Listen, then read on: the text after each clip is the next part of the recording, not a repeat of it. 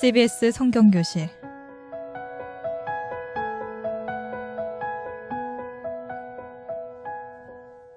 이 시간은 창세기부터 요한계시록까지 성경 66권 속에 숨어있는 하나님의 말씀을 함께 공부하는 시간입니다. 안녕하세요. 여러분과 함께 창세기를 공부할 최영삼 목사입니다. 오늘 또 세 분이 나오셨는데 오늘 특별히 두 분이 새로 나오셨습니다. 한 분씩 돌아가시면서 인사해 주시겠습니다. 안녕하세요. 새창원교회 정화진 집사입니다. 안녕하세요. 새창원교회 정명진 사모입니다. 안녕하세요. 새창원교회 최재석 집사입니다. 네, 반갑습니다. 편안하게 방송을 하시면 되겠습니다. 오늘은 17장, 창세기 17장을 이제 공부할 차례입니다. 우리 하나님은 참 좋으신 하나님이십니다. 15장 1절을 한번 보시겠습니다. 15장 1절. 15장 1절은 14장에서 중동 대전쟁, 어떻게 보게 되면 세계 1차 대전 같은 어마어마한 전쟁이 있었는데 아브라함이 전쟁에 승리를 하고 그다음 그 막강한 군대를 물리치고 온 상태인데 그렇지만 언제 그들이 쳐들어올지 몰라서 두려워하고 있을 그때에 하나님께서 소개하는 내용이 15장 1절에 있습니다. 우리 정화진 집사님 한번 읽어보시죠. 이후에 여호와의 말씀이 환상 중에 아브라함에게 임하여 이르시되 아브라함아 두려워하지 말라. 나는 내 방패요 너희 지극히 큰 상급이니라. 네, 여기에서 하나님께서 당신을 어떻게 소개하고 있죠? 하나님을 뭐라고 소개하고 있죠? 나는 내 방패요. 방패다라고 했죠. 그러니까 아브라함이 두려워하고 있잖아요. 그들이 또 쳐들어올 수도 도박하러 올 수도 있으니까 전번에 공부했다시피 막 불안하고 있으니까 하나님이 걱정하지 마, 염려하지 마, 내가 뭐 해줄게? 너의 방패니까 방패가 되어줘. 지켜줄게 이건 얘기했어요. 보면 나는 내 뭐라 그랬어요? 나는 내 방패라고 그랬잖아요. 그러니까 상황을 잘 생각해 보세요. 막 불안하고 있는데 언제 쳐들어오면 어떡하지? 이러고 있을 때 하나님이 나는 내 방패다. 이렇게 설명하시던 하나님이 이제 오늘 우리 17장을 공부할 것인데요. 17장 1절에 보시게 되면 하나님이 당신을 설명하는 부분이 나오거든요. 우리 정영진 사모님 17장 1절 한번 읽어보실래요?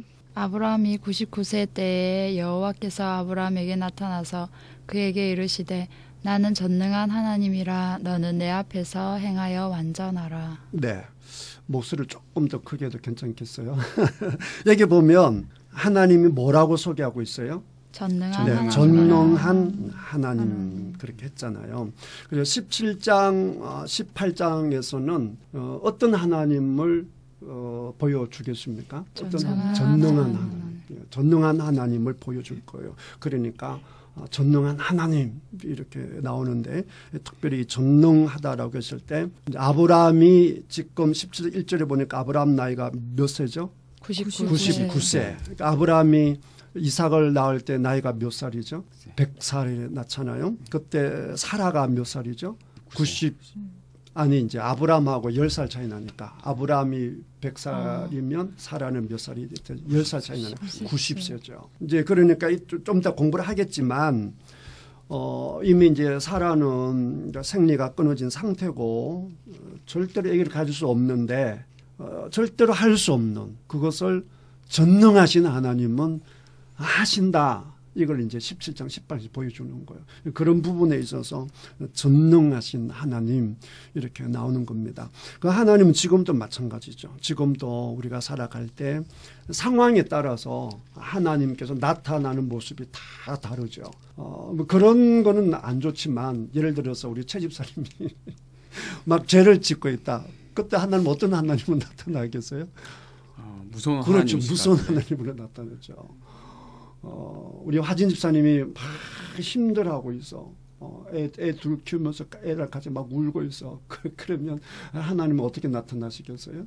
위로의 하나님 나타나시죠. 우리 하나님은 참 좋으신 하나님이신 줄 믿습니다. 아멘. 그러니까 이제 17장, 18장에서 전능하신 하나님이 어떻게 나타날 것인지를 쭉 볼 수 있겠는데요. 17장은 아브라함이 몇 살 때 이야기라고요? 99세 때. 그러면 잠깐 정리를 좀 하죠. 아브라함이 갈대와 우르에서 떠날 때는 몇 살일까요? 모르시네. 모를 수밖에 없어요. 왜냐하면 성경이 없어요. 단지 이제 추측할 수 있는 것은 결혼했다. 그것만 알 수 있고요. 갈대 우르에서 떠나서 쭉 올라가다 한 곳에 머물렀죠. 어디에 머물렀죠? 하란에 머물렀죠. 하란에 이제 머무르는데 돈도 잘 벌어지고 일도 잘 되고 하니까 주저앉으려고 했잖아요. 그때 12장 1절에 보면 하나님 나타나셔서 떠나라 그랬죠. 그때 몇 살인 줄 혹시 기억나세요? 딴 사람은 몰라도 우리 정화진 집사님. 자, 12장 4절에 보면 나와 있는데 몇 살? 75세. 75세 때 하란을 떠납니다. 이제 하란을 떠나고 전번에 이제 지난 시간에 우리가 하갈 이야기를 했었는데 아브라함이 그 하갈을 취해서 이스마엘을 낳을 때 나이가 16장 16절에 나와 있죠. 몇 살입니까? 86세. 그렇게 되어 있어요. 갈대와 우르를 떠날 때는 모르죠. 한 30에서 한 50세 정도 되지 않았을까. 그다음에 이제 하란을 떠날 때는 이제 75세. 그다음에 이제 이스마엘을 낳을 때는 몇 살? 86세. 그다음에 이제 오늘 이제 아브라함과 사라가 이삭을 낳으려고 지금 17장 이야기가 시작되는 거거든요. 99세. 그다음 몇 살 때? 100살 때가 낳잖아요. 그러니까 벌써 앞장하고 시간적인 차이가 몇 년 지나갔죠? 99 빼기 86 하면 13년. 네, 13년 지났죠. 그렇죠? 13년 지났는데 하나님이 또 나타나셨습니다. 나타나셔서 하신 말씀이 나는 전능한 하나님이다. 너는 내 앞에서 행하여 완전하라라고 하셨는데 하나님이 또 귀한 말씀을 주십니다. 2절 우리 최 집사님 읽어주시죠. 17장 2절. 내가 내 언약을 나와 너 사이에 두어 너를 크게 번성하게 하리라 하시니. 네, 내 언약을 나와 너 사이에 두어 너를 크게 번성하게 할 것이다.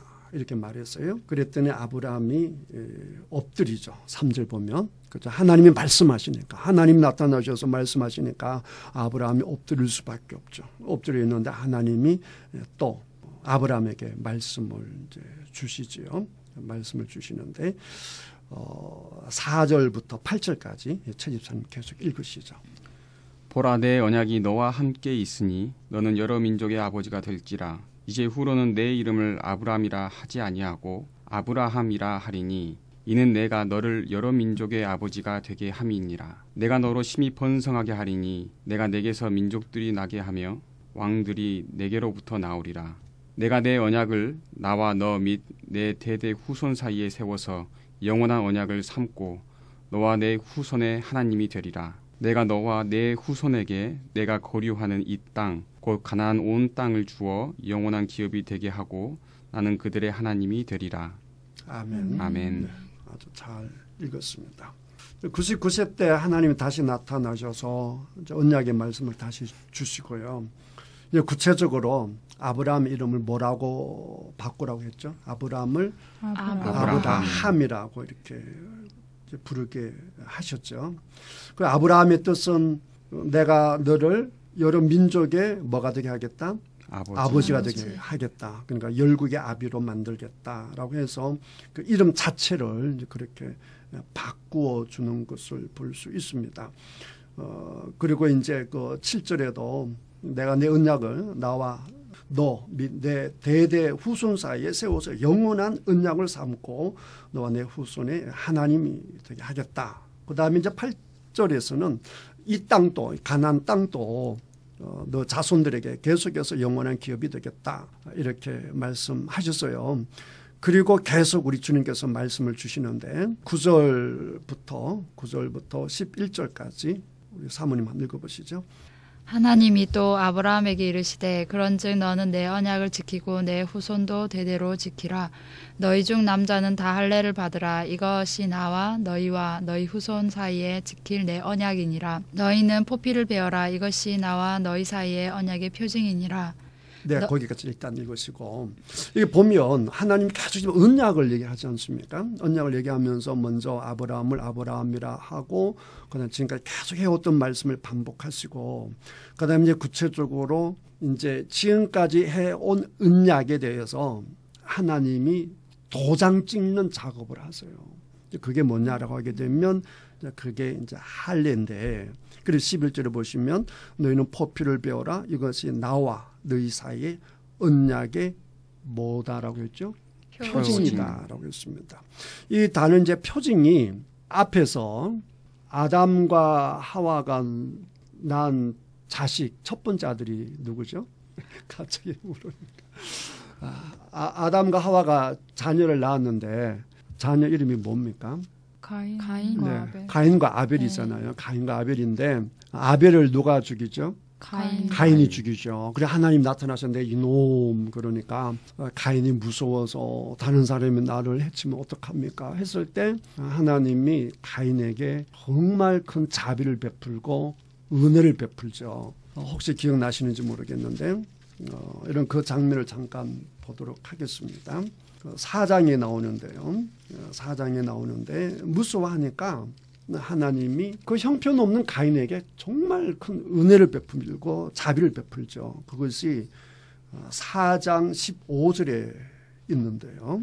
종아진집 한번 읽어보시죠. 여호와께서 그에게 이르시되 그렇지 아니하다. 가인을 죽이는 자는 벌을 7배나 받으리라 하시고 가인에게 표를 주사 그를 만나는 모든 사람에게서 죽임을 면하게 하시니라. 네, 그때 가인에게 무슨 표를 주셨어요? 표를 주셨죠. 표를 네. 주셔서 그러면 이 표는 무슨 상징이 되겠습니까? 하나님이 지키시는. 그렇죠. 하나님이 지키시는. 그러니까 누구든지 이 사람을 건드리면 내가 용서하지 않겠다. 그러니까 다시 간단히 말하면 이 가인은 누구의 사람이다? 하나님의 사람이다. 그러니까 내 자식이다 이거죠. 내 사람이야. 감히 손만 대봐 나 가만히 있지 않을 거야. 라고 해서 이거는 거룩하신 하나님의 사람이다. 누구도 손을 대지 마라고 해서 표를 줬단 말이에요. 여기에 나오는 표라고 하는 이 단어와 지금 우리 17장 11절에 나오는 표징이라고 하는 이 단어가 원어로 똑같은 단어예요. 무슨 얘기인지 아시겠죠? 가인은 내 사람이다. 표를 딱 주듯이 이제는 아브라함이 그 후손 자손들에게 쉽게 말하면 가인에게 표를 줬던 그 표를 지금 누구에게 주겠다는 거예요? 아브라함의 후손들에게 주겠다는 것이죠. 근데 그 표가 뭐다? 할례죠. 할례. 이 할례를 표를 삼겠다고 했으니까. 그러니까 이 할례는 굉장한 은혜죠. 자, 할례를 받게 되면 조금 전에 우리 가인 얘기를 했잖아요. 가인이 나쁜 사람이에요? 착한 사람이에요? 나쁜 사람. 나쁜 사람도 보통 나쁜 사람이 아니잖아요. 동생을 아주 고약한 나쁜 사람이잖아요. 그럼에도 불구하고 하나님이 딱 표를 줘서 이 사람은 내가 아끼는 사람이야. 손을 대면 가만히 있지 않겠어. 해서 아무도 손을 못 대도록 만드는 큰 은혜가 가인에게 주시잖아요. 똑같은 거죠. 그 이제 아브라함도 그렇고 아브라함의 자손도 그렇고 할례를 딱 받게 되면 그 사람이 부족함이 있어도 하나님은 그 사람들을 나의 무엇으로 삼겠다는 거죠?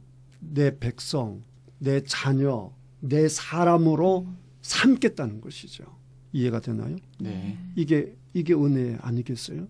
그러니까 할례만 딱 행하면 무조건 뭐가 되는 거예요? 하나님의 사람. 그렇죠. 하나님의 사람, 하나님의 백성이 되는 것이죠. 그 약속을 지금 누가 하는 거예요? 하나님이 하시는 거예요. 그러니까 사람이 했다라고 한다면 별 의미가 없어요. 사람이 해봐야 하나님이 너 하면 그 무슨 의미가 있겠어요. 근데 하나님께서 당신 스스로 먼저 약속을 해주시는 거잖아요. 할례를 행하라. 그러면 전부 다 내 백성, 내 자녀, 내 사람으로 내가 삼아줄 거야. 이 약속을 하나님 해주신 것이니까 굉장히 큰 은혜가 되는 것이죠. 감이 옵니까? 만약에 이제 이해가 안 되면 이해가 안 된다 이렇게 말씀하시고 이해가 되면 자유롭게 이렇게 대답을 해 주시면 되겠습니다. 그러면 이제 할례를 그럼 어떻게 할 것인지 우리 하나님께서 설명해 주시는데 12절부터 16절까지 집사님 정집사님 읽으시죠. 너희의 대대로 모든 남자는 집에서 난 자나 또는 너희 자손이 아니라 이방 사람에게서 돈으로 산 자를 막론하고 난 지 8일 만에 할례를 받을 것이라. 너희 집에서 난 자든지 너희 돈으로 산 자든지 할례를 받아야 하리니 이에 내 언약이 너희 살에 있어 영원한 언약이 되려니와 할례를 받지 아니한 남자 곧 그 포피를 베지 아니한 자는 백성 중에서 끊어지리니 그가 내 언약을 배반하였음이니라. 네. 그러니까 하나님이 앞으로 이제 아브라함이 이제 선두가 되어서 아브라함 자손들 쭉 자손전 이어질 텐데 하나님께서 보실 때 너희가 나의 백성이다라고 하는 가장 중요한 표로 무엇을 삼겠다는 것이죠? 그 표가 뭐가 되는 겁니까? 할례. 할례가 되는 거잖아요. 할례. 그런데 만약에 할례를 안 하게 되면 하나님이 어떻게 하시겠다는 거죠? 백성 백성 중에서 중에서 끊어진다고. 그렇죠. 백성 중에 끊어진다라고 했으니까 간단히 말하면 뭐야? 그 사람을 내 무엇으로 삼지 않겠다? 내 백성으로 사람 내 백성으로 내 사람으로 내 자녀로 삼지 않겠다라고 하는 것이니까 이 할례가 중요하겠어요? 중요하지 않겠어요? 중요합니다. 중요하죠. 그러니까 내가 다른 실수가 좀 있어도 내가 무엇만 행하면 하나님 백성으로 남게 되죠? 할례. 할례죠. 그러니까 이 할례가 제일 중요한 거예요. 얼마나 중요하냐라고 하면 그러니까 할례를 받지 않으면 무조건 그는 하나님 백성이 안 되는 것이니까 이게 이제 아브라함 때부터 예수님 때까지 그다음에 사도행전 때까지 이게 이어지잖아요. 그래서 오순절 성령 강림 임하고 교회가 시작되고 예수님의 복음으로 구원받는 복음의 시대가 되고 성령께서 강력하게 역사하시는 그런 성령의 시대에조차도 사도행전 15장에 보게 되면 예수님만으로 구원받지 못한다. 예수님을 믿어도 복음을 가져도 무엇을 해야 우리가 하나님 백성이 된다라고 유대인들이 주장을 했죠.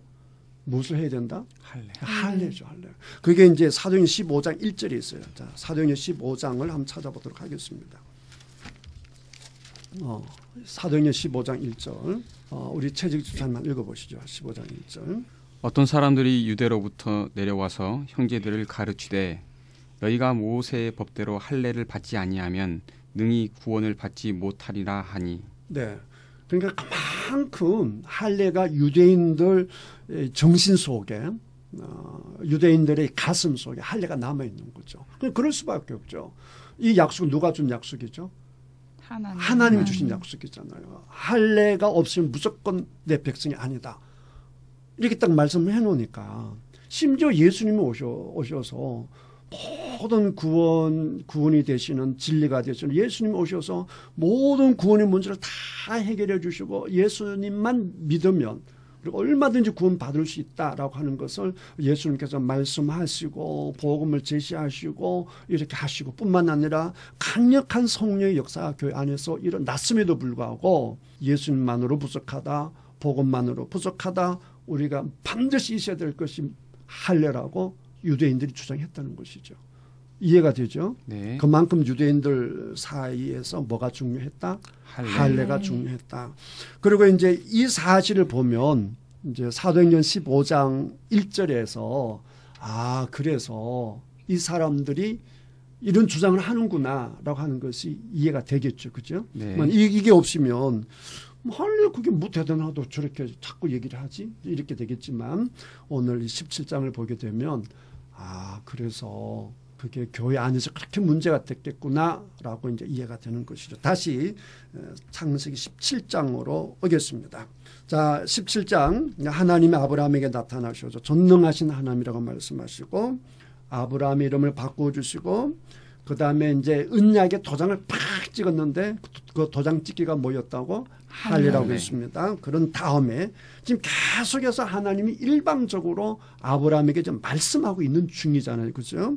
그 다음에 15절 이하에 보시면 하나님이 또 다른 이제 말씀을 하시는데 15절 16절 우리 최 집사님 읽어주시죠.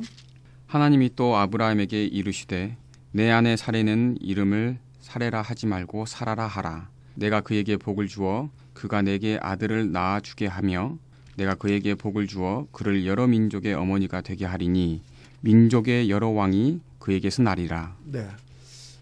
처음에는 아브라함 이름을 바꾸라라고 했고 이제는 이제 부인의 이름을 바꾸라라고 해서 이건 너무나 잘 아는 얘기니까 사례를 사라라. 사라는 열국이 옵니다. 그건 너무 잘하게 넘어가도록 하고요. 자, 하나님께서 지금 일방적으로 말씀하셨잖아요. 아브라함 이름 바꿔주시고 그다음에 약속의 도장을 팍 찍어주시고 그다음에 사례 이름까지 사라라 딱딱 바꿨는데 아브라함이 그 하나님의 말씀을 믿어요? 안 믿어요? 안 믿어요. 안 믿어요. 안 믿죠. 그것이 17절에 나와 있는데 우리 사모님 한번 읽어주시죠. 17절. 아브라함이 엎드려 웃으며 마음속으로 이르되 100세 된 사람이 어찌 자식을 낳을까 사라는 90세니 어찌 출산하리요 하고 그러니까 이제 그 안 믿을 뿐만 아니라 이제 하나님이 나타나셔서 고개를 팍 숙여 하나님 말씀을 듣고 있는데 하늘 쭉 말씀하셨는데 아브라함의 첫 번째 반응이 뭐였어요? 17절을 보니까 웃음이야. 웃는 게 이제 첫 번째 반응이죠. 이 웃음은 어떤 웃음이에요? 비웃는 그렇죠. 비웃는 웃음이기도 하고 그다음에 기가 차다는 이제 그런 이게 푹 그런 이런 거겠지. 그 말씀을 하시는 그 말씀이 믿어지지가 않는 거죠. 자, 왜 아브라함이 그 하나님께서 말씀하시는데도 불구하고 더군다나 나는 전능한 하나님이다 이렇게 말씀하셨는데도 불구하고 아브라함이 이런 자세를 보일 수밖에 없을까요? 일단 나이가 많기 때문에 세상적인 지혜로는 이해가 잘 안 됐을 것 같습니다. 오케이. 이제 나이가 너무 많고 100세 된 사람이 어찌 자식을 낳을까 뭐 이런 얘기를 속으로 생각했으니까 그럴 수가 있고 그다음 또 다른 이유가 있어요. 혹시 생각해 보세요. 왜 아브라함이 하나님이 지금 아들 주겠다는데 자손들 주겠다고 하는데 아브라함이 하나님의 말씀을 믿지 못하고 웃을 수밖에 없는지 혹시 오랫동안 기다려왔잖아요. 그렇죠. 오랫동안. 그러니까 언제 주실 건지 정확하게 얘기를 하신 게 아니니까 그거에 대한 불신이 있지 않았을까. 이제 그런 것도 있을 수 있고 이제 오래 기다렸다라기보다도 하나님께서 약속하지 아니했는데 오래 기다렸으면 믿을 수가 있죠. 하나님 처음 말씀하시는 거니까. 근데 문제는 뭐냐라고 하게 되면 이게 처음으로 주시는 말씀이 아니죠. 그 갈대아 우르 떠날 때 그때도 하나님 말씀하시잖아요. 내 민족을 번성하게 하겠다. 그렇게 말씀하셨고 그다음 세겜 땅에서도 이제 갈대아 우르에서 아브라함 일행이 쭉 가나안 땅에 가서 처음으로 이제 자리 딱 잡고 하나님께 이 땅을 너에게 줄 거야라고 했던 땅이 세겜 땅이거든요. 그때도 하나님께서 뭐라고 말씀하셨는가 하니까 이 땅을 너 자손에게 주겠다 이렇게 말씀하셨어요. 그때도 자손 준다고 말씀하셨고 그 다음에 이제 아브라함하고 롯이 좁아가지고 이제 롯은 요단 동편으로 가고 그 다음에 아브라함은 남고 그랬을 때 하나님이 또 말씀 주시잖아.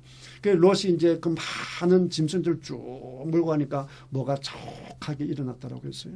그 티끌 같은 게 쫙 일어나니까 그때 하나님 뭐라고 말씀하셨지? 내 자손을 티끌같이 많이 주겠다 말씀하시잖아요. 그렇죠? 티끌같이 하겠다.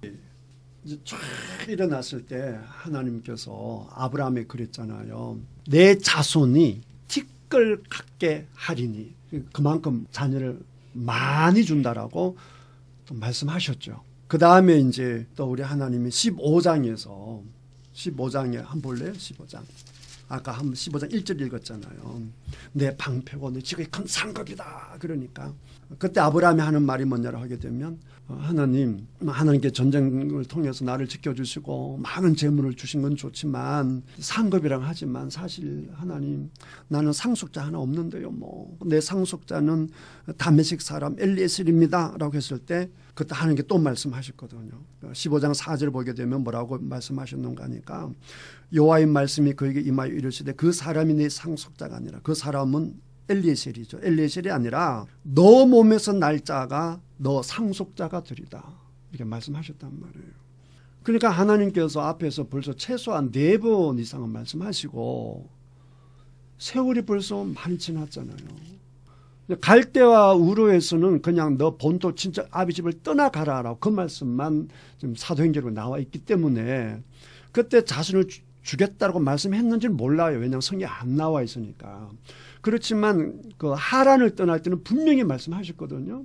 그러면 그때가 몇 살이라고 했죠? 하란 떠날 때가 75세였다고 했잖아요. 지금 몇 살입니까? 지금 오늘 본문에서 지금 아브라함이 몇 살이에요? 99세잖아. 벌써 몇 년이 지났어요? 99 빼기 75 하면 몇 년이지? 24년. 24년이에요. 벌써 20년, 24년 동안 하나님이 약속하셨는데 사람 같으면 그럴 수 있어요. 왜냐하면 사람은 약속 잘 안 지키잖아요. 그런데 누가 약속하신 거예요? 하나님이 약속하셨잖아. 그 하나님이 분명히 나타나셔서 아브라함이 분명히 들을 수 있도록 말씀해 주셨는데 이게 나을 수 있을 때 말씀 주셨지만 이 최소한 그건 25년이 지났잖아요. 그런데 자식 있어요? 없어요? 없습니다. 없잖아요. 그런데 지금 또 오셔서 이제는 하나님이 주신다라고 해도 내 부인이 감당이 안 되는 몸이 돼버린 거예요. 그러니까 그 하나님께 주신다라고 해도 이게 믿음직스러운 게 아니죠. 만약에 처음으로 주님께서 말씀하셔서 아브라함아 나는 있잖아 전능한 하나님이야. 너 전능이 뭔 줄 알아? 전능은 말 그대로 정말 능치 못함이 없는 뭐든지 할 수 있는 게 전능이잖아. 내가 그런 하나님이야. 그러니까 내가 너와 사라 사이에 아들을 줄 거야. 그랬으면 아브라함이 아멘 했을지도 몰라요. 왜냐하면 처음으로 전능하신 하나님 말씀하시니까. 그런데 이미 아브라함은 마음에 상처가 있는 거죠. 여러분 같으면 그렇지 않겠어요? 준다고 했는데 안 주면 상처가 되겠어요, 안 되겠어요? 상처가 될 것 같습니다. 상처가 되죠. 예를 들어 이제 우리 집사님 같은 경우는 직장 생활을 하니까 이제 직장에서 이제 제일 상관이 이제 집사님 승진하는데 좌지우지할 수 있는 자리에 계신 최고 리더자가 딱 불러놓고 얘기를 하는 거야. 다음 달에는 승진시켜줄게. 힘내. 딱 약속했단 말이야. 다른 사람이 아니고 그 관련되신 최고 책임자가 딱 말씀했어요. 그럼 믿겠어 안 믿겠어? 믿습니다. 믿죠. 담당자가 만약에 동료가 얘기했다 하면 그건 의미가 없죠. 이해가 되시잖아요. 네. 그러니까 하나님이 아브라함에게 말씀하셨잖아. 그것도 최소한 4번이나. 그런데 안 주셨잖아. 근데 이제는 이제 뭐 애기 낳을 수 없는 몸이 돼버리는데 이제 또 나타나셔서 애기 준다 이러니까 아브라함이 그 말에 대해서 신뢰가 안 되는 거죠. 상처가 있는 거니까. 이해가 되죠? 네. 이제 그런 모든 것이 복합돼서 푹 하고 이렇게 웃는 모습을 볼 수 있습니다. 그러면서 아브라함이 속 얘기를 하죠. 18절 73 읽어보세요. 17장 18절. 아브라함이 이에 하나님께 아뢰되 이스마엘이나 하나님 앞에 살기를 원하나이다. 그러니까 이게 무슨 말이에요? 하나님 믿겠다는 말이에요? 못 믿겠다는 말이에요? 못 믿겠다는 못 말. 믿겠다는 말이죠. 하나님 그런 말씀 좀 하지 마시고요. 뭐 하나님 뭐 지금 한두 번 말씀하십니까? 그런 말씀 하지 마시고요. 이스마엘도 아브라함의 자식이잖아요. 아브라함이 하갈하고 이제 관계를 맺어서 난 자식 이스마엘이니까 아브라함의 아들이잖아요. 그러니까 하나님 됐습니다. 누구나 잘 됐으면 좋겠습니다. 이스마엘이나 잘 됐으면 좋겠습니다. 이렇게 얘기를 하죠. 그랬더니 하나님이 정색을 하시고 아들이 이름까지 이제 주시는 걸 볼 수 있습니다. 19절 73 읽으시죠. 하나님이 이르시되 아니라 내 아내 사라가 내게 아들을 낳으리니 너는 그 이름을 이삭이라 하라. 내가 그와 내 언약을 세우리니 그의 후손에게 영원한 언약이 되리라. 네, 그 하나님은 참 멋있는 분이에요. 아브라함이 웃으니까 아들 이름을 뭐라고 지어주죠? 웃음이라고 지어주시죠. 자, 바로 넘어가도록 하겠습니다. 자, 20절 사모님 20절부터 22절까지 읽으시죠. 이스마엘에 대하여는 내가 내 말을 들었나니 내가 그에게 복을 주어 그를 매우 크게 생육하고 번성하게 할지라. 그가 12두령을 낳으리니 내가 그를 큰 나라가 되게 하려니와 내 언약은 내가 내년 이 시기에 사라가 내게 낳을 이삭과 세우리라. 하나님이 아브라함과 말씀을 마치시고 그를 떠나 올라가셨더라. 네. 그러나 1절부터 22절까지 보시면 하나님이 일방적으로 말씀하시죠. 일방적으로 말씀하시는데도 불구하고 아브라함은 그 말씀 믿어요, 못 믿어요? 못 믿죠. 믿어요. 못 믿었잖아요. 그렇지만 하나님은 정색을 하시고 아들 이름까지 주시고는 말씀을 마치고 호련히 떠나가는 것을 볼 수 있습니다. 그러고 나니까 23절부터 27절까지 하나님께 주신 그 언약의 상징, 표시되는 그 할례 행하는 모습이 나와 있습니다. 23절부터 27절까지 우리 정화진 집사님 읽으시죠. 이에 아브라함이 하나님이 자기에게 말씀하신 대로 이날에 그 아들 이스마엘과 집에서 태어난 모든 자와 돈으로 산 모든 자 곧 아브라함의 집 사람 중 모든 남자를 데려다가 그 포피를 베었으니 아브라함이 그의 포피를 벤 때는 99세였고 그의 아들 이스마엘이 그의 포피를 벤 때는 13세였더라. 그날에 아브라함과 그 아들 이스마엘이 할례를 받았고 그 집의 모든 남자 곧 집에서 태어난 자와 돈으로 이방 사람에게서 사온 자가 다 그와 함께 할례를 받았더라. 아멘. 이제 할례를 이제 다 행함으로 말미암아 이제 아브라함이 하나님의 약속을 붙잡죠. 그래서 할례를 다 이제 행하게 하고요. 그 다음에 이제 얘기하지 않았지만 20절, 22절 보게 되면 이스마엘도 누구의 자식이죠? 아브라함의 아브라함. 자식이어서 우리 지난번 시간에 특별히 하갈과 이스마엘에 대해서 말씀을 드렸는데요. 하나님은 아브라함, 사라, 그다음에 그 아들 이삭만 하나님이 챙기시고 이렇게 하는 것이 아니라 하갈과 이스마엘에게도 하나님이 따뜻한 그 사랑을 베푸셨던 그 모습을 지난 시간에 말씀드렸는데 그게 20절, 22절에 나와 있다라고 하는 것만 오늘 얘기하고 바로 넘어가도록 하겠습니다. 자, 17장에서 하나님이 나타나셔서 어떤 하나님이라고 당신을 소개하셨습니까? 전능하신 하나님. 전능하신 하나님이라고 말씀하시고는 아들을 낳을 거다라고 했더니 그래도 하나님을 가장 많이 만났던 아브라함이 그 하나님을 못 믿었어요. 전능한 하나님이다라고 하는 개념을 아직도 아브라함은 모르죠. 그렇죠? 하나님 말씀하시지만 그게 이제 전능하신 하나님의 참 의미를 모르니까 웃음이 나오는 거죠. 정말 그 전능하신 하나님을 알았다라고 한다면 감히 웃지를 못하지 않겠어요? 자, 그런 상태인데 17장 일방적으로 하나님께서 말씀을 하셨는데 18장에 오면 또다시 하나님께서 찾아오셔서 아브라함에게 그 약속을 다시 한번 확약시켜주는 모습을 볼 수 있습니다. 자, 18장에 보게 되면 이제 아브라함이 손님을 대접하는 이야기가 나오는데요. 이것은 하나님이 친히 찾으시는 모습입니다. 1절부터 5절까지 우리 최 집사님 한번 읽으시죠. 18장 1절에서 5절까지 읽어주시죠. 여호와께서 마므레의 상수리 나무들이 있는 곳에서 아브라함에게 나타나시니라. 날이 뜨거울 때에 그가 장막문에 앉아 있다가 눈을 들어 본즉 사람 셋이 맞은편에 서 있는지라. 그가 그들을 보자 곧 장막 문에서 달려나가 영접하며 몸을 땅에 굽혀 이르되 내 주여 내가 주께 은혜를 입었사오면 원하건대 종을 떠나 지나가지 마옵소서. 물을 조금 가져오게 하사 당신들의 발을 씻으시고 나무 아래에서 씻소서. 내가 떡을 조금 가져오리니 당신들의 마음을 상쾌하게 하신 후에 지나가소서. 당신들이 종에게 오셨음이니이다. 그들이 이르되 내 말대로 그리하라. 네. 자, 1절에 보시게 되면 여호와께서 마므레 상수리 나무들이 서 있는 곳에서 아브라함에게 나타나시니라 이렇게 되어 있잖아요.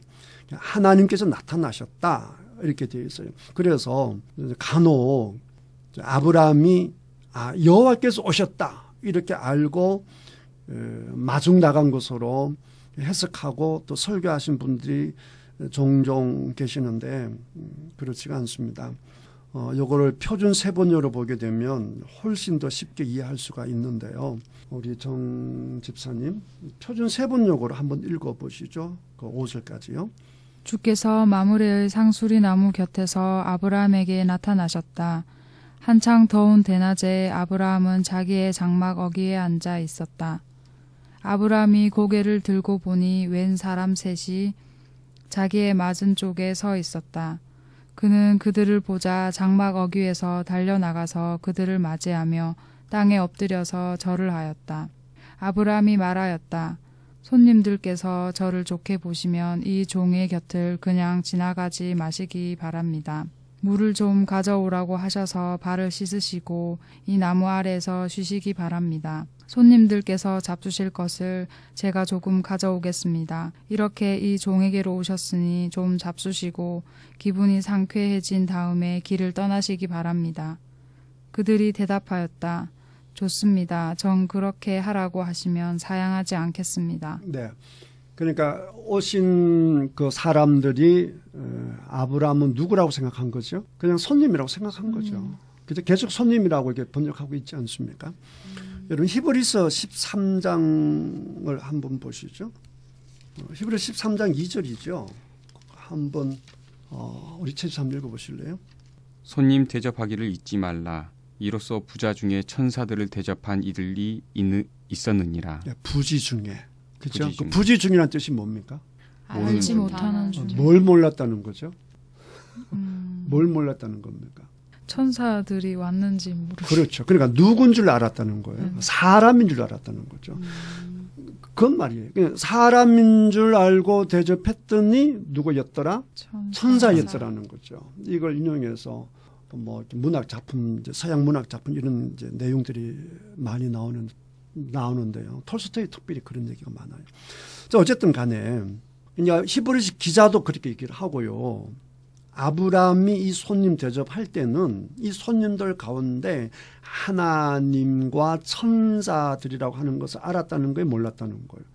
몰랐다는 것이죠. 그냥 사람인 줄 알고 대접했더니 그랬더니 그들이 누구였더라? 천사였더라. 이게 히브리서 기자가 이제 설명해 놓은 거잖아요. 자, 다시 와서. 근데 이제 자꾸 이것을 이제 너무나 지나칠 정도로 이제 아브라함이 손님을 대접하니까 자꾸 이제 하나님인 줄 알고 이렇게 했다라고 얘기를 하는데 더군다나 6절, 7절, 8절을 보시면 더 놀라워요. 우리 사모님 6절, 7절, 8절 한번 읽어보시죠. 아브라함이 급히 장막으로 가서 사라에게 이르되 속히 고운 가루 세 스아를 가져다가 반죽하여 떡을 만들라 하고 아브라함이 또 가축대 있는 곳으로 달려가서 기름지고 좋은 송아지를 잡아 하인에게 주니 그가 급히 요리한지라. 아브라함이 엉긴 젖과 우유와 하인이 요리한 송아지를 가져다가 그들 앞에 차려놓고 나무 아래에 모셔 섬에 그들이 먹으니라. 네. 여러분 생각해 보세요. 이게 세스와 고운 가루, 그러니까 밀가루 같은 것을 세스와를 가져다가 무엇을 만들려고 했어요? 떡을 만들기. 떡보다는 빵이겠죠. 자, 어쨌든 문제는 세스와 그러면 여러분이 양이 얼마나 되는지 잘 모르죠. 그렇죠? 이게 이제 대충 계산을 해보니까 내가 찾아보니까 1서가 7.3리터입니다. 7.3리터. 그러면 세서하니까 3, 7이 21, 3, 3은 9니까 21.9리터가 되죠. 그렇죠? 네. 그럼 21.9리터 그러면 감이 잡혀요? 또 감이 안 잡히지. 그러니까 우리는 이제 옛날에 이제 그 곡식, 보리산의 쌀이나 이런 걸 이제 그 될 때 그 대라고 해요. 대. 한 대, 두 대 하잖아요. 그 한 대가 양이 얼마인 줄 아세요? 리터 잘 모르죠. 1.8리터예요. 그러니까 이거를 이제 대로 계산해 보니까 약 12대가 나와요. 그럼 한 마리 넘는 거야. 10대가 한 마리잖아. 그 양이 적은 거예요, 많은 거예요. 많은 거. 그러니까 어마어마한 거예요. 손님 몇 명? 3명. 3명. 그 밀가루 한 말하고 2대를 가져다 놓고 반죽을 해가지고 빵을 만들어? 뿐만 아니에요. 그 다음에 뭘 잡아요? 7절에 보면? 송아지. 송아지. 그것 어떤 송아지냐? 아브라함이 직접 가가지고 가축대 있는 것 아브라함이 달려가잖아요. 그 잘 준 송아지 한 마리 잡아다가 끌어와서 하인에게 주고 잡아라 그러는 거예요. 소 한 마리, 송아지 한 마리. 사람 3명이면 여러분 정도 같으면 토끼 한 마리 먹을 수 있을까? 3명이? 좀 작지 않을까요? 세 마리에서 토끼 한 마리면 세 사람이 한 네, 마리. 세 사람이 한 마리면. 토끼 큰 건 커요. 양이 많아요. 그래요? 사모님은 절대 3명이 그 한 마리 못 먹어요. 아, 진짜요? 토끼 그렇게 커요? 안 먹어봐서 모르겠습니다. 큰 커요. 내가 어릴 때 토끼를 길러봤거든. 어쨌든 세 사람인데 송아지를 한 마리 잡아 어마어마한 거죠. 송아지를 잡잖아요. 뿐만 아니라 8절에 보게 되면 엉긴 젖. 전번에는 이거를 이제 버터 이렇게 번역했어요. 그렇지 엉긴 젖, 우유, 어마어마한 양을 준비하는 겁니다. 이제 그러다 보니까 아브라함이 하나님인 줄 알고 대접했다 이렇게 하는데 그렇지가 않고요. 아브라함만 그랬던 게 아니고요. 고대 근동 지역의 문화가 어떤 문화냐라고 하면요. 딱 한 마을에 손님이 나타나지 않습니까? 그러면 서로 경쟁적으로 그 손님을 대접하는 것이 문화입니다. 그 경쟁적인 경쟁적. 그래서 예를 들어서 이제 한 사람이 먼저 딱 봐버렸으면 문제가 없지. 먼저 본 사람이 할 수 있어. 근데 이제 나랑 채집 사람 같이 있는데 손님 오셨잖아. 그러면 서로 이제 모시려고 하다 서로 다툴 수 있잖아요. 그럼 막 양보하면 괜찮은데 양보가 안 되면 끝까지 이제 서로 전쟁이 일어나는 거죠. 서로 모시겠다고. 그렇게 하면 어떻게 하느냐. 그럼 그 마을의 그 촌장에게 가서 위임을 하는 거예요. 그러면 대부분 촌장이 모시는 거예요.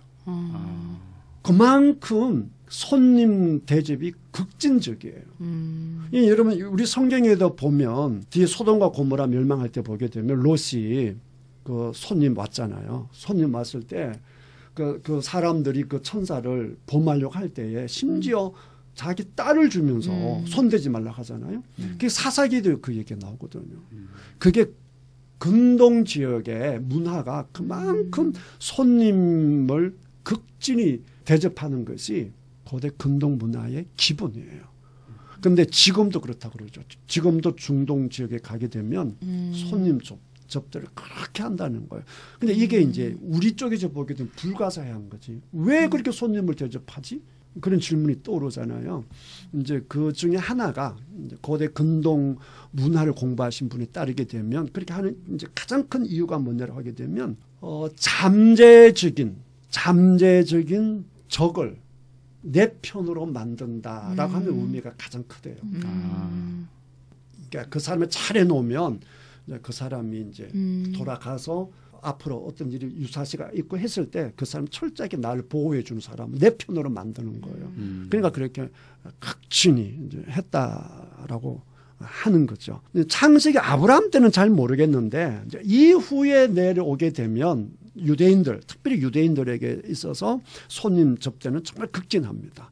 그 이유 중에 하나가 뭐냐라고 하게 되면 아까 히브리서 13장 2절 읽었던 것처럼 가끔 하나님이 친히 혹은 천사들을 사람의 모양으로 보내시기 때문에 우리가 손님을 극진히 뭐 해야 된다? 대접해야 된다라고 하는 그것까지 추가가 되니까 손님 접대는 아주 잘하게 돼 있죠. 더군다나 이제 이후에 가게 된 모세 이야기 가게 된 모세가 율법 받을 때 보게 되면 고와 객, 과부 특히 나그네에 대해서는 극진히 대접하라 이렇게 되어 있는데요. 어쨌든 다시 돌아와서 이제 히브리서 기자를 따르게 되고 그다음에 전체적으로 보게 되면 아브라함은 이분들 세 분의 정체를 몰랐어요. 그렇지만 극진히 대접하는 그런 모습을 볼 수 있습니다. 그랬더니 9절 우리 정지사님 9절 한번 읽어보시죠. 그들이 아브라함에게 이르되 내 아내 사라가 어디 있느냐 대답하되 장막에 있나이다. 그랬더니 10절 계속 읽죠. 그가 이르시되 내년 이맘때 내가 반드시 내게로 돌아오리니 내 아내 사라에게 아들이 있으리라 하시니 사라가 그 뒤 장막문에서 들었더라. 네. 그러니까 17장에서 그때도 99세 그다음 18장도 99세 다 99세 때 이 얘기예요. 그래서 이제 17장 18 같이 이제 쭉 연결되잖아요. 하나님 일방적으로 약속하시고 도장을 찍으시고 할례죠. 할례를 행한 다음에 또 다시 방문을 하셔서 또 다시 말씀을 하시는 겁니다. 그렇죠? 근데 지금 많이 달라요. 아까 아들 이름까지 주셨잖아요. 이제 아들 낳을 것이다 하는 게 일방적으로 지금 계속 이제 선포하고 말씀을 하시는데 그 이야기를 누가 들었느냐라고 하게 되면 사라가 듣지 않습니까? 그렇죠? 들었는데 그때 환경이 상태가 어떠냐? 11절, 12절, 13 계속 읽으시죠. 아브라함과 사라는 나이가 많아 늙었고 사라에게는 여성의 생리가 끊어졌는지라. 사라가 속으로 웃고 이르되 내가 노쇠하였고 내 주인도 늙었으니 내게 무슨 즐거움이 있으리요. 네, 그냥 사라도 그런 거죠. 아브라함과 똑같은 거죠. 하나님 처음 말씀하신 것도 아니고 앞에서 계속 말씀하셨잖아요. 그런데 안 주셨잖아. 그러니까 내가 건강할 때는 안 주셨잖아.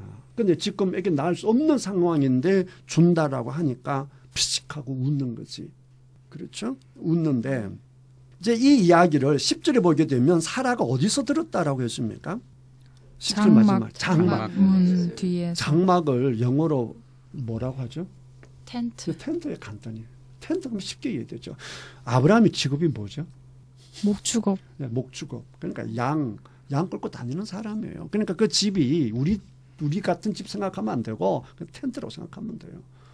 그러니까 텐트 이제 보통 보게 되면 이제 텐트가 있게 되면 그 활동하는 데가 있고 이제 가운데 잠자는 데가 있지 않겠어요. 그 뒤에서 텐트니까 이게 뭐 방음이 일치를 안 되잖아요. 그러니까 말한 게 다 들리는 것이죠. 그 이제 그 얘기를 듣고 그렇게 못 믿는 것이죠. 그랬더니 여호와께서 말씀하시는데요. 13절부터 15절까지 최집삼 읽으시죠.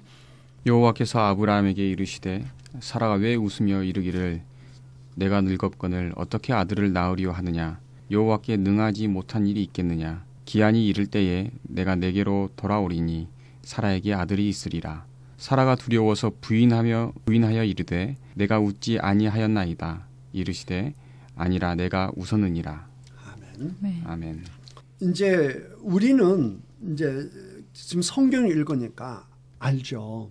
한 분은 하나님이시고 두 사람은 천사다라고 하는 것을 16절 이하에서 우리가 이제 확실히 알 수 있는데, 이제 하나님께서 친히 이제 계속 이제 아들 주겠다 이렇게 말씀하시잖아요. 말씀하셨을 때,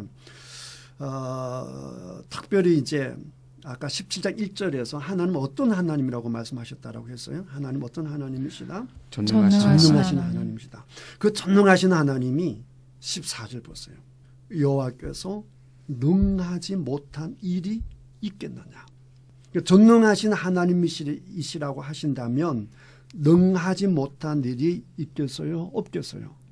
없죠.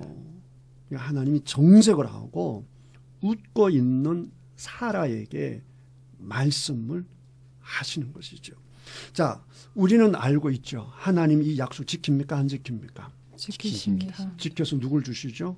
이삭. 을 주시죠. 자, 그러면 저를 보세요. 그러면 아브라함과 이삭이 아들 이삭을 낳을 때 그때 아브라함과 사라가 믿음이 있었어요? 없었어요? 없었습니다. 없었어. 그런데도 하나님이 계속 약속하시고 선포하시고 아들을 주시지 않습니까? 이해가 됩니까? 네. 그러니까 아브라함의 인생과 이삭을 낳는, 그리고 하나님께서 그 약속을 쭉 이루어 나가는 이 구속 역사의 출발 자체부터 이런 전폭적인 누구의 작품이다? 하나님의 작품이다라고 하는 것을 말씀하고 있는 것이죠. 못 믿는 거죠. 못 믿다가 이제 뒤에가 진짜 아기가 생기고 아기를 딱 낳게 되니까 그때서야 아브라함과 사라가 깨닫게 되는 것이죠. 하나님은 어떤 하나님이시다? 전능하신 하나님이시다. 이렇게 되는 것이고 22장에 가서 그들의 믿음이 어디까지 이제 가게 되느냐라고 하게 되면 네 아들 바치라라고 했을 때 바칠 수 있는 그 단계까지 나가는데 그때도 이런 생각하는 거죠. 전능하신 하나님이 분명히 이삭을 통해서 내 후손을 이어갈 것이다라고 했으니까 설령 이 아이를 죽인다 해도 전능하신 하나님이 이 아이를 통해서 후손을 이어갈 것이다라고 했으니까 하나님이 알아서 하실 것이다. 그러면서 이삭을 바치러 가거든요. 그렇게 만들어 나가신 분이 하나님이시다라고 하시는 것이죠. 그래서 하나님이 일부러 그 전능하신 하나님을 나타내시기 위해서 하나님이 아브라함과 사라가 몇 살 될 때까지 기다리신 거예요? 100살 100살 될 때까지 기다린 거예요. 특별히 사라가 생리가 끊어질 때까지 기다린 거죠. 만약에 사라가 건강한 상태였다고 한다면 또 이런 말을 할 수가 있지. 하나님이 주셨어. 우리가 낳았지. 이런 말을 할 수가 있잖아.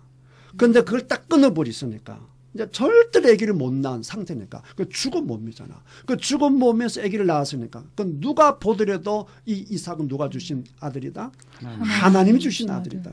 그거를 하나님께서 지금 만들어 나가고 계신다라고 하는 것을 확인할 수 있는 것이죠. 믿습니까? 아멘. 이해가 됩니까? 네, 오늘은 여기까지 하도록 하겠습니다.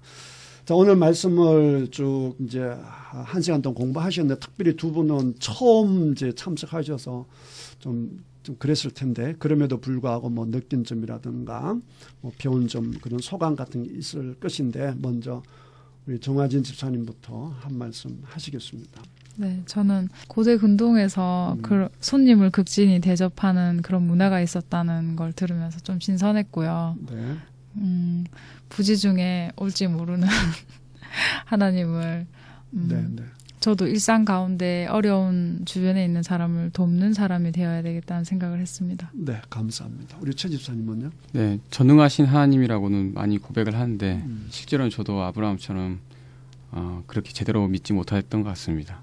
그래서 말씀을 읽을 때에도 정말 하나님께서 저에게 주시는 말씀으로 믿고 또 그렇게 생활하겠습니다. 네, 그러니까 그런 아브라함을 하나님 믿음의 아브라함을 만들어 나갔던 그 하나님을 우리가 믿는 거예요. 네. 그러니까 최 집사님도 나는 부족하지만 누가 나를 그렇게 인도해 나가실 것이다. 하나님께서 그렇게 인도하실 것이다. 그 믿음을 우리가 갖는 것이죠. 네. 아멘. 아멘. 네, 우리 사모님. 네, 저도 최 집사님과 같이 네. 매일매일 하나님은 위대하시다, 또 놀라우신 분이다라고 생각을 하면서도 그런 경험들이 또 할 때도 있지만 또 안 할 때도 많기 때문에 그렇게 맨날 고백을 못 하는 것 같아요. 그래서 아브라함이 100세 아들을 낳는 걸 통해서 하나님을 전적으로 믿었다는 게 다시 한번 동의가 되고 또 하나님이 정말 위대하시구나라는 걸 또 경험하게 되는 것 같아요. 간접적으로도 아마. 네. 네, 감사합니다. 어제는 두 분 처음 하셨는데 방송하느라고 고생하셨습니다. 지금까지 애청해 주신 모든 분들에게 진심으로 감사드립니다. 고맙습니다. 감사합니다. 감사합니다.